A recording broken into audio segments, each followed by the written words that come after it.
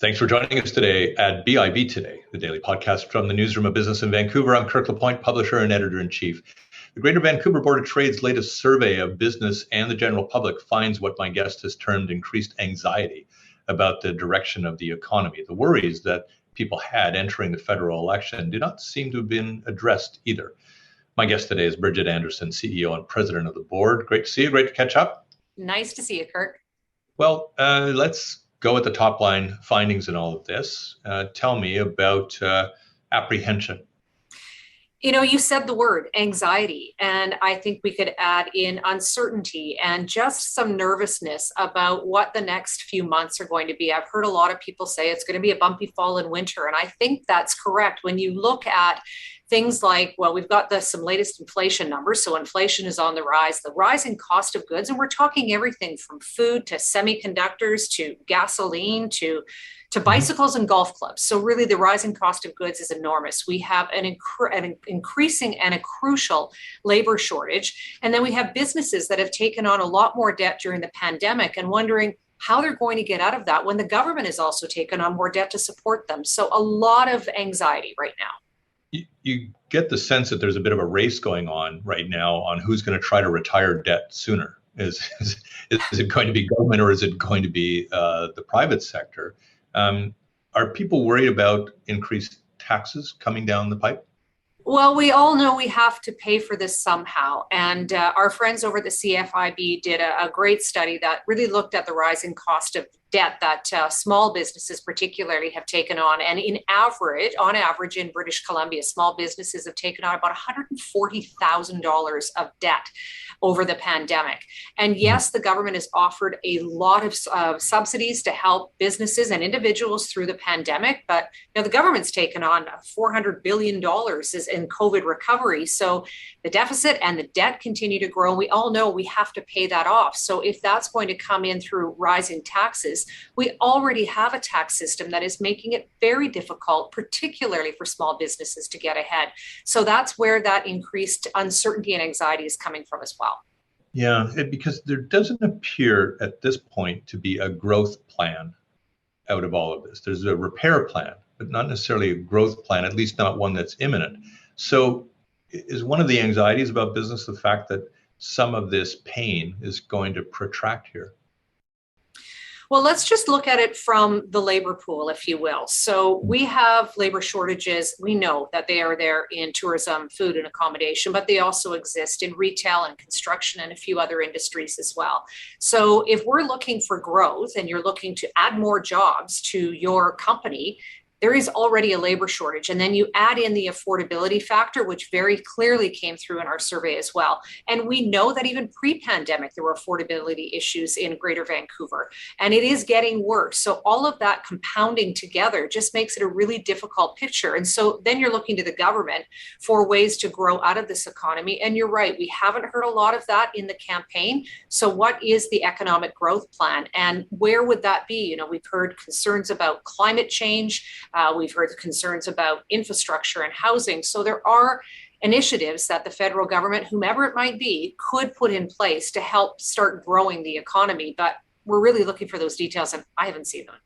Yeah, the other thing that came quite clearly through in the Mustel Group survey for the board had to do with labor. And it seems to me that every moment that a business leader is attending to a labor shortage is a moment that could be used more profitably, right? So what are the keys here that business is pointing to? Is it to ramp up immigration, get the credentials? What are the secrets in this one to effect a smaller labor shortage? Well, it is a complex issue. So even if we go back pre-pandemic, and it really is hard to think about that. But if we go back to pre-pandemic, we did a survey with our members. And so we heard very clearly about 60% of businesses in our region pre-pandemic were having difficulties attracting and recruiting and retaining talent. And that was really quite a bit aligned with the affordability around housing. And now adding in the labor shortage, and as we say, that is quite acute across many industries, a couple of things could be done to solve this issue or to at least address the issue. Immigration is definitely one of those factors. And during the pandemic, let's not forget that many of those workers who would have been in some of those frontline jobs, let's take Australia, for example. A lot of those workers have not been able to come back in because of their visa, the situation with pandemic between the two countries. And then we have other immigration is really crawled to a stop basically during the pandemic, which would fill some of those jobs. But the other factor I think that we can't forget is many of those workers in those industries decided to leave during the pandemic. They might have been retrained or reskilled and gone to the tech sector, for example.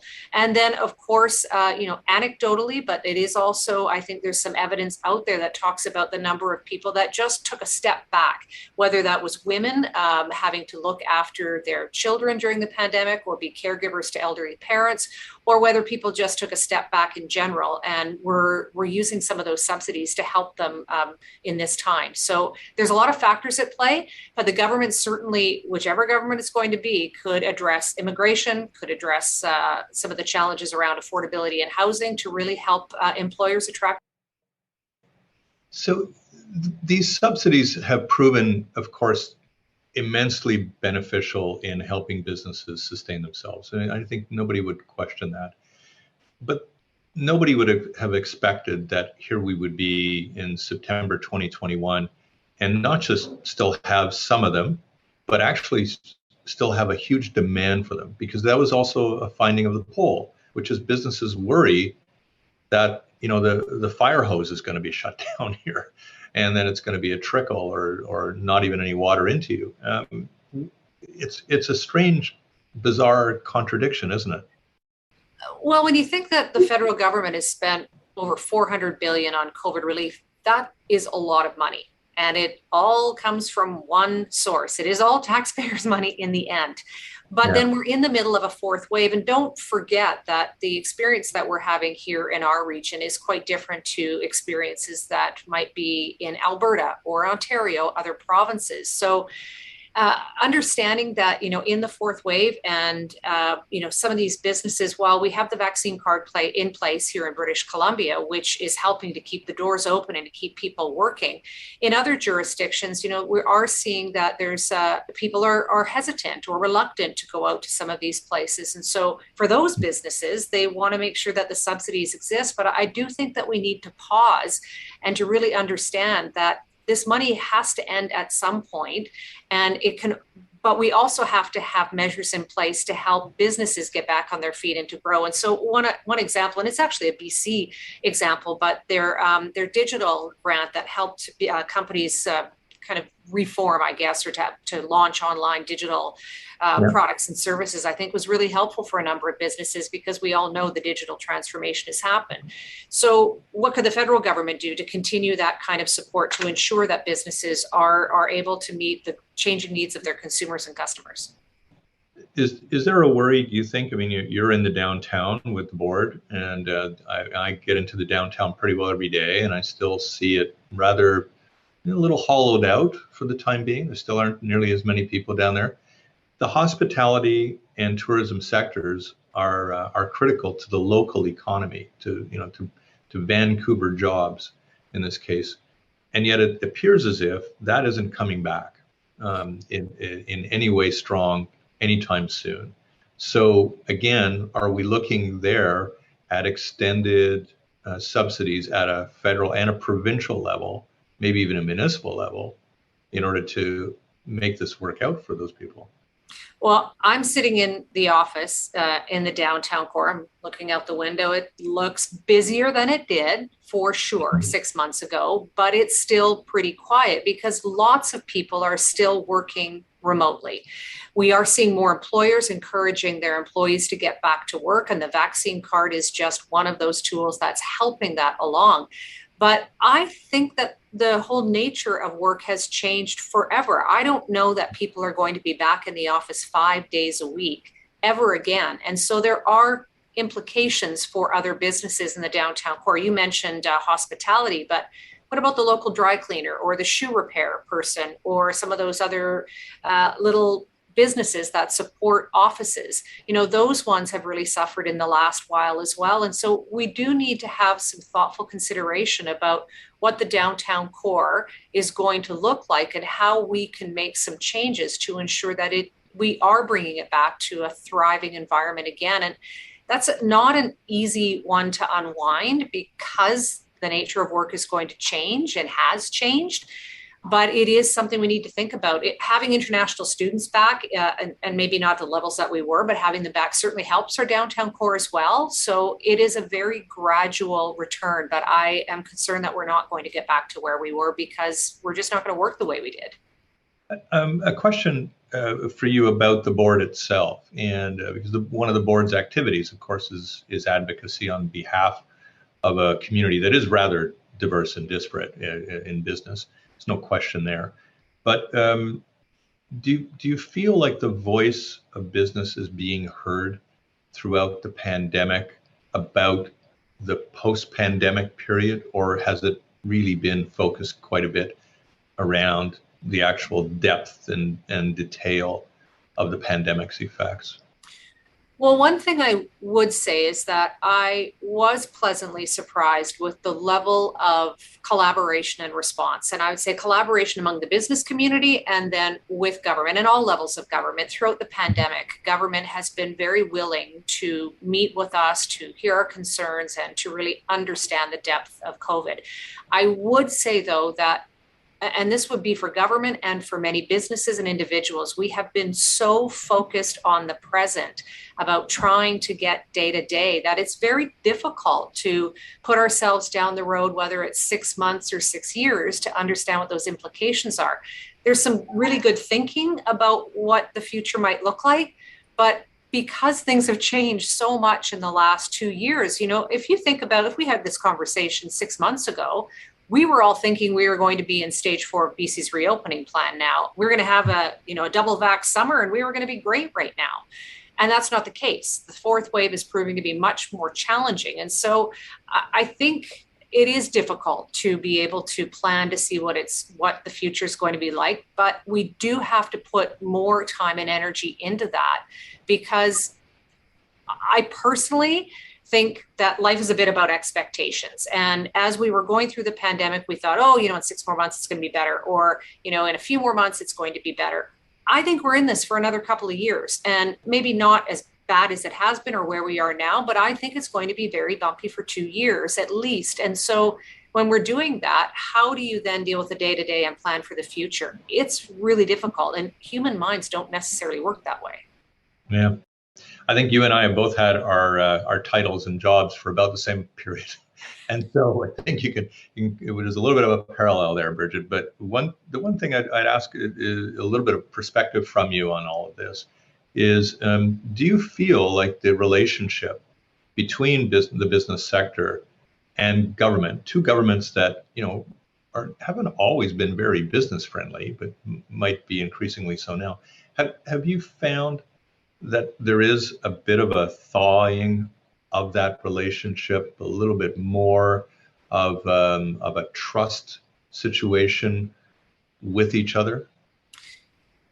Great question. It's something I say publicly and I say privately to all levels of government, is that I really focus on policy and not politics. And I think that focus would be the same for many people in business in the last, we're in 18 months now of the pandemic.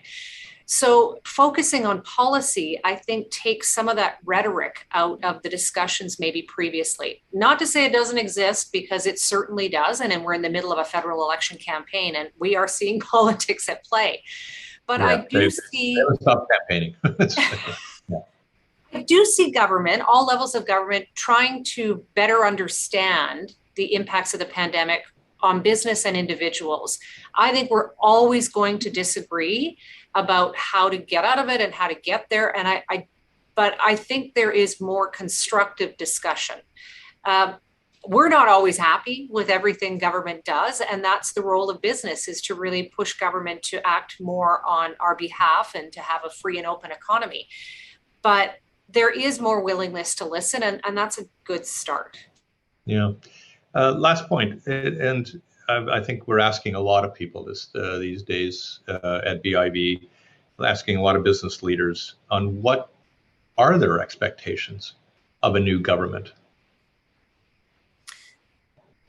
I think it goes back to what I was just saying a moment ago. I want whoever wins the election, and people please get out and vote, whoever wins the election is to keep those lines of communication open, to have, to talk about policy, not politics. It's going to be really tough to solve some of these very, very significant and complex challenges that are facing individuals and businesses in our economy. So it takes a lot of great minds to come together. So you've got to remove the rhetoric from those discussions. So that would be my biggest ask. And then if I had a second ask, I would say be bold, because it does take boldness and innovation to come out of really challenging situations. And so I'd love to see some out of the box thinking and some boldness as we address these problems.